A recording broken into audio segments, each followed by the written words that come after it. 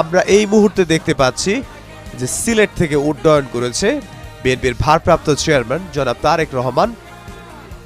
তাকে বহনকারী যে বিমানটি, সেই বিমানটি সিলেট ওসমানী আন্তর্জাতিক বিমানবন্দর থেকে উড্ডয়ন করেছে ঢাকার হযরত শাহজালাল আন্তর্জাতিক বিমানবন্দরের উদ্দেশ্যে। অল্প কিছুক্ষণের মধ্যেই সেই বিমানটি 40 মিনিট বা 50 মিনিটের মধ্যে সেই বিমানটি আসলে হযরত শাহজালাল আন্তর্জাতিক বিমানবন্দরে এসে পৌঁছানোর কথা রয়েছে, বা এর আগেও হতে পারে, যেহেতু 1 ঘন্টার বিরতি নেয়ার কথা ছিল সিলেট ওসমানী আন্তর্জাতিক বিমানবন্দরে অবতরণের পর।